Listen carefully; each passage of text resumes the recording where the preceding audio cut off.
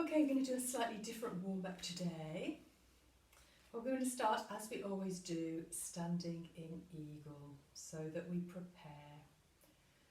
And we do that by taking our attention to the floor, becoming aware of the earth beneath our feet. So standing in eagle. So we've got 50% of our weight in both feet.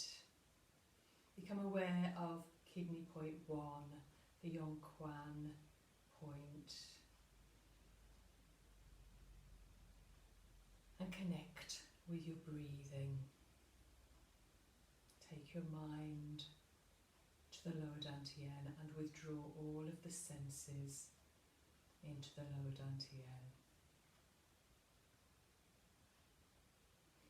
So let's begin with 3 universal breaths.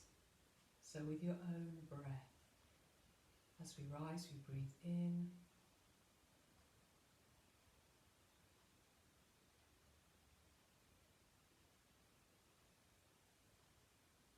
And then out as we sink back down.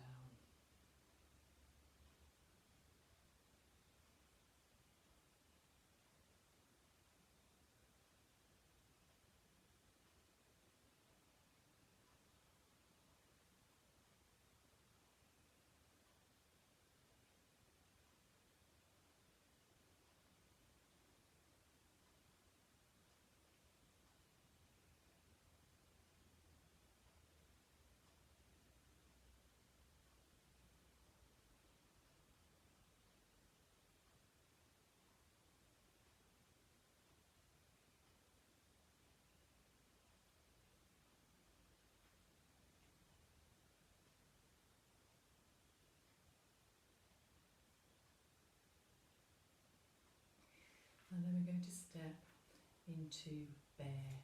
So feet facing forwards, our shoulders width apart.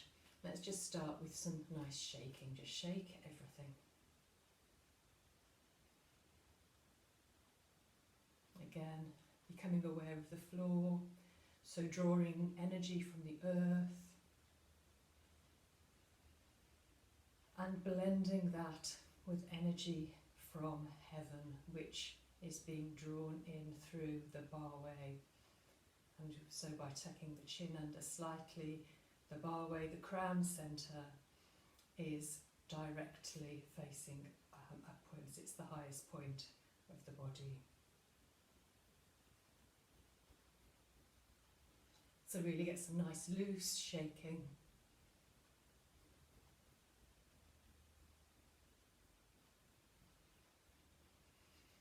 That's what we're going to do today is something a little bit different. We're going to do something perhaps a little bit more challenging, depending on how things are for you. You know, some days this will be easier than others, as we know. But because it's nice and warm at the moment, the weather's warm, so it means that we tend to be a little bit more flexible. And what we're going to really work on is flexibility. So let's just give the sacrum and the lower back, the hips, all of these points, a little bit of a massage.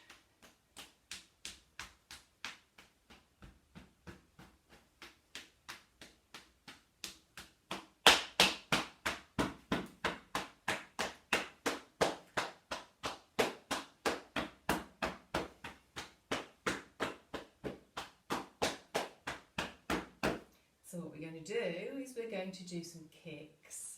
So again, you can start by just rooting into the one foot, just to give you that sense of stability.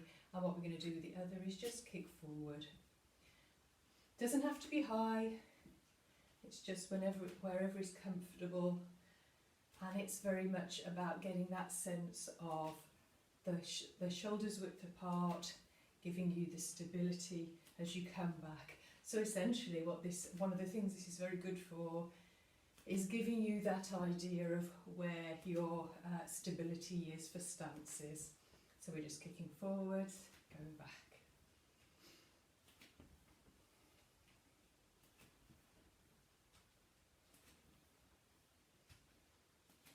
you'll find that you'll land in different places.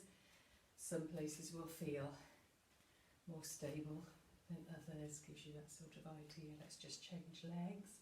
So again, if you want to just start by rooting in this is what's going to be the supporting leg, just to give you that bit of a sense, your body is sort of a little bit of a warning as to what's going on.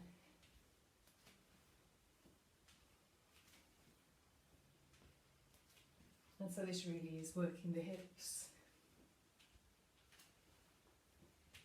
And that's one of the things we're really going to be looking at today, is the connection between shoulders and hips. So this is a good way of getting started, by releasing the hips. We're just going to now do the same thing, but we're going to be kicking it a diagonal. Still coming back to the same place behind, pretty much anyway.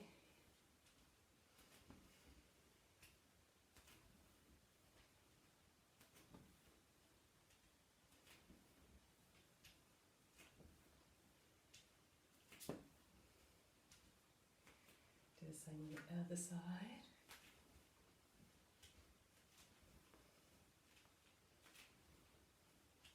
So the hips remain facing forward. I'm not actually twisting the body with this, it's just kicking at the diagonal.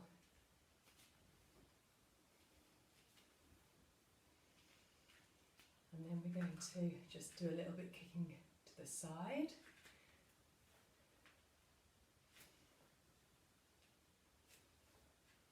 So in this case we're bringing the foot back to the bear stance. Change legs.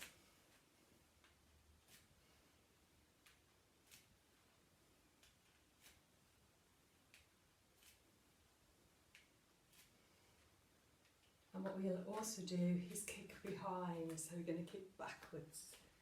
So obviously for this, you need to actually pivot at the waist with the body.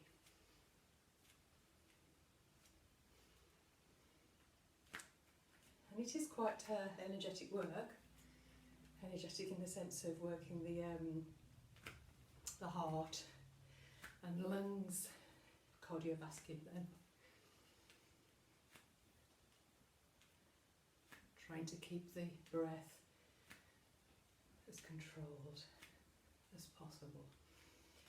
Right, lovely. So that's giving us a warm up there. We're going to just roll the shoulders, just to sort out what we're going to do next. Because what we're going to do firstly is just rotate one arm. So what we're trying to do is keep the arm, if I walk back you can maybe see, try and keep the arm so that it's actually almost like a windmill, call this windmilling. It's going around in a nice circle, so it's not kind of going out. So we're trying to actually keep it as vertical as possible. And the only way we could do that is to move the hip. So hopefully you can see how the shoulders and hips are connected. So the knees continue to face forwards. We're not twisting the lower body. Let's change direction. But there is that connection between shoulders and hips. It's one of the harmonies in Tai Chi. And we're very much trying to use it for this. Let's do the other arm just to get the sense of how that feels. If you try to just move the arm, you'll find that you really can't, because you need this whole body movement to allow this vertical circle rather than a kind of horizontal one. And it may be that it takes time to build up too. Let's just change direction.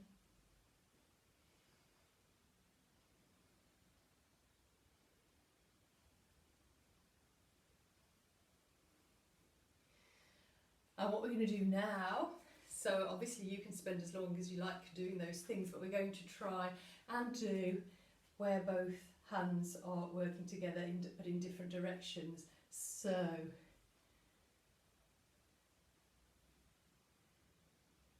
here we go. So the best place to start is with both hands pointing upwards facing each other. And again, you can see and hopefully feel how you have to change in direction, how you have to use the whole body to do this. So the hips follow the respective shoulder. Okay. Again, if you need to do a little bit more work to actually to get to that point, because it is a challenging one. It's another of those. It's a bit like, you know, the one where you sort of pat and rub and all of these different things. So it may take a bit of time to get into. It's a lot about being able to trust your body to actually do it. What we're going to move towards, though, so the idea of doing this is, and this is from Wild Goose, it's another of the lovely exercises from Wild Goose, where we actually step forward in a kind of snake, I suppose, where we've got around about equal weight in both of the legs, and we then do the, you know, this windmill. When you actually sort of get that feeling, what you then can do is actually do a rise and fall, rise and fall. So just you get a sense of how that works. So you're kind of going up onto your, just lifting the heels really, and then falling, you know, dropping down. So here we go, let's just do the movement first of all, then we can add the extra bit in. So as we come up, we rise and then fall. So bring the heels down. And we can change direction.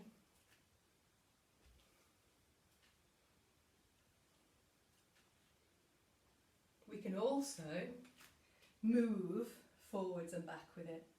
So again, so more, so things to work towards.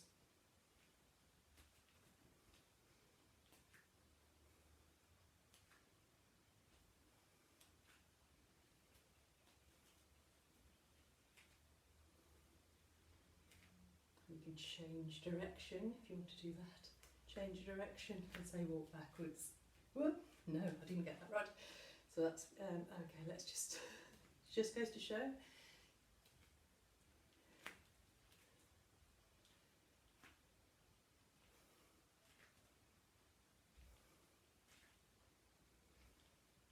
There we go. So I find it easier to do it one way than the other, so more challenging to do it the other way. So there we go. So a little something that really is good at working the shoulders, and something to play with and practice.